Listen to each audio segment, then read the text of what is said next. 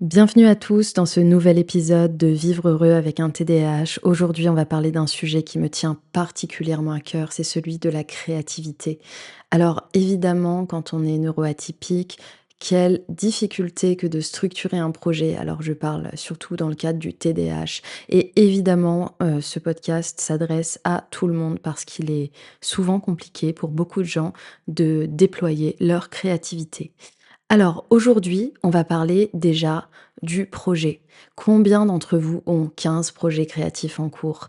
La créativité multipassion, c'est un petit peu, le dada du TDAH. En fait, lorsqu'on a ce mode de fonctionnement, on est passionné par la plupart des choses qui nous intéressent. On peut se mettre totalement dans une nouvelle passion et avoir envie tout de suite de faire un projet. Mais le problème avec tout ça, c'est que la passion pour laquelle on s'est formé pendant des années, il faut pas la mettre de côté. Et aujourd'hui, on va étudier un petit peu cette question-là, c'est-à-dire comment réussir à construire quelque chose dans ce profil créatif un petit peu éclaté qu'est celui du TDAH.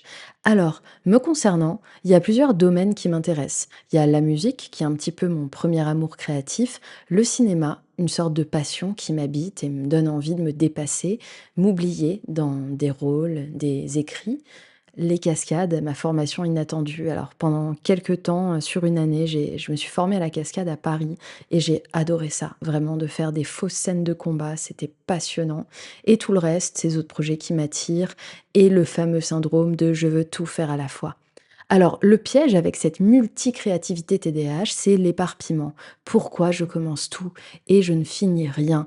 S'ensuit la culpabilité créative, je me sens nulle alors que j'ai plein de possibilités, le perfectionnisme paralysant, si je ne peux pas exceller partout, alors à quoi bon? Et l'impatience, on veut des résultats immédiats dans tous les domaines. Alors, la bonne nouvelle, c'est qu'il y a des avantages cachés que j'ai découverts dans tout ça. Alors, je vais être totalement honnête avec vous, j'y suis pas encore, hein, je pars encore dans tous les sens et on n'y est pas. J'ai pas encore pu, construire quelque chose fondamentalement dans un des domaines. Mais dans les avantages, il y a ce qu'on appelle la créativité transversale. Comment mes passions vont se nourrir entre elles. Alors, ce qu'on va apprendre, par exemple dans la musique, peut nous servir dans le cinéma, peut nous servir dans la cascade, peut nous servir dans la couture et j'en passe, tout ce que vous voulez. Il y a une forme d'originalité chez le TDAH. C'est un mix unique que peu de gens vont pouvoir avoir. On a tellement envie de faire tellement de choses en même temps que finalement, bah, ça crée un petit mélange qui nous appartient, notre petite cuisine personnelle. Une polyvalence aussi. Ça me fait penser un petit peu à la culture américaine où les comédiens savent chanter, danser, un petit peu tout, quoi. Et c'est vrai qu'en France, j'aimerais bien que, ce mode de fonctionnement s'installe un petit peu. C'est marrant parce que souvent on a l'habitude de voir des comédiens, faits pour quelque chose, des musiciens faits pour la musique et j'aimerais bien ce petit mélange avec, un acteur qu'on peut voir chanter, danser, faire une comédie musicale. Alors ça s'installe petit à petit, mais c'est vrai qu'on est encore un peu loin. Mais j'ai confiance, dans notre culture, pour ça, notre milieu de la culture qui ne fait que progresser, je l'espère, et qui continuera. Alors, en fait, il y a aussi cette idée, d'inspiration croisée dont je parlais tout à l'heure. C'est-à-dire que même, par exemple, les cascades, le fait d'apprendre un combat peut enrichir la musique. C'est-à-dire que l'idée d'un projet peut venir, voilà, de faire un court métrage, je sais pas, dans lequel on chante et puis on va faire un combat, bon alors là, ça part un peu dans tous les sens, hein. Je vous dis pas de faire, Bruce Lee et puis de chanter en même temps, mais vous voyez l'idée. C'est un petit peu ce truc où on est capable d'apprendre tout et n'importe quoi et de rejoindre tout ça. Mais attention, alors le piège, c'est de pas créer, un espèce de monstre hybride avec toutes ces, compétences qui ont rien à voir les unes avec les autres. L'idée, c'est vraiment de se concentrer sur une chose et de prendre un petit peu de chaque connaissance dans chaque domaine. Alors, le petit bonus aujourd'hui, c'est des astuces de créativité pour les TDAH. Alors, il y a la règle du projet principal avec 2 secondaires.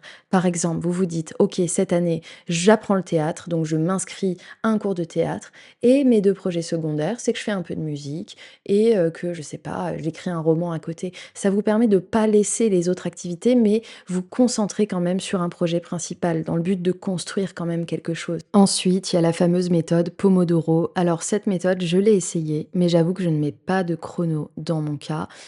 C'est simplement le fait, vous savez, savez, de faire 25 minutes d'activité en étant concentré, 5 minutes de pause et on reprend. Alors, en tout cas, je l'ai perçu comme ça. Je ne sais pas si, la technique est exactement appliquée comme il le faut, mais voilà, l'idée, c'est, de se dire: «OK, je prends quand même une pause et je m'y remets». Ça permet de pas voir la tâche comme une tâche insurmontable. Donc ça, à essayer si ça vous convient, ça peut être pas mal. Ensuite, le carnet. Évidemment, le carnet, noter toutes les idées pour pas les perdre. Parce que la peur, souvent, c'est de se dire: «Ah là là, j'ai pensé à ça ce matin, c'était pas mal, mais je dois faire ça» et ça dévie un petit peu la trajectoire. Alors, pour moi, c'est les notes sur le téléphone, ça peut être un carnet. Pareil pour les rappels, je mets beaucoup de rappels sur mon téléphone en gros, mais si pour vous, le téléphone, c'est quelque chose que vous voulez mettre de côté, vous pouvez faire des petits post-it un peu partout. C'est une proche qui m'a donné cette astuce et c'est pas mal franchement. Après, si vous voulez pas être envahi de post-it, notez sur votre téléphone, en gros, mettez sur l'écran d'accueil, faites un fond d'écran, ce que vous voulez, mais ça permet de ne pas oublier ce qu'on a à faire dans la journée.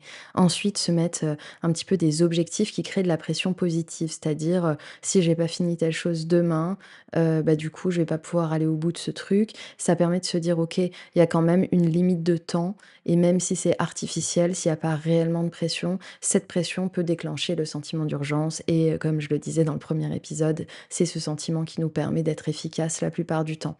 Ensuite, le fait de partager ses objectifs. Alors ça dépend des personnes. Il y a des gens qui vont me dire, «Oui, moi quand je partage mes objectifs, j'ai peur après de décevoir parce que je vais pas aller au bout» et pour d'autres, au contraire, ça va être un genre de challenge. J'ai parlé de cet objectif et du coup, je suis obligée, des gens un peu par fierté qui vont vouloir, absolument aller au bout.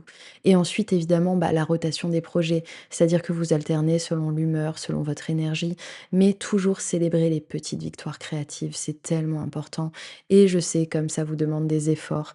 Donc évidemment, pour conclure, n'oubliez pas que votre cerveau multicréatif, c'est un cadeau. C'est un cadeau, pas un défaut et voilà, partagez-moi vos projets créatifs en cours et ensuite, petites astuces en plus, n'oubliez pas de d'avoir quelqu'un avec qui vous pouvez partager un petit peu tous vos objectifs. Ça aide vraiment de se sentir épaulé, mais attention de ne jamais tomber dans le côté aidant, aider. Voilà, je vous souhaite une très bonne soirée et je vous embrasse. À bientôt.